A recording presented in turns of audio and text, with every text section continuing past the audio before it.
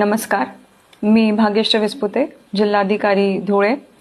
सध्याची आंतरराष्ट्रीय स्तरावरील आणि आखाती देशांमधील जी युद्धजन्य परिस्थिती आहे त्या पार्श्वभूमीवर इंधन टंचाईबाबत काही बातम्या येत आहेत।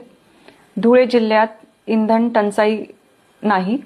धुळे जिल्ह्यात 140 पेट्रोल पंप आहेत आणि तिघ तेल कंपन्यांकडून मुबलक साठा नियमितपणे पुरवठा करण्यात येत आहे।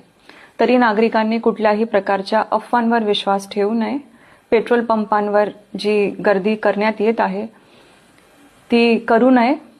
जर ह्या परिस्थितीचा फायदा घेऊन कुठलेही गैरप्रकार किंवा अनधिकृत साठा कुणी करत असेल किंवा जीवनावश्यक वस्तू कायद्याचं उल्लंघन करत असेल तशा एजन्सीजवर किंवा तशा लोकांवर कठोर कार्यवाही करण्यात येईल।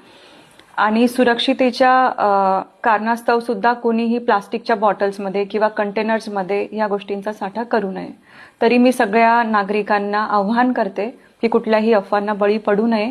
जी अधिकृत माहिती शासनाकडून किंवा प्रशासनाकडून तुम्हाला देण्यात येत आहे त्याच्यावर विश्वास ठेवावा आणि प्रशासनाला मदत करावी। धन्यवाद।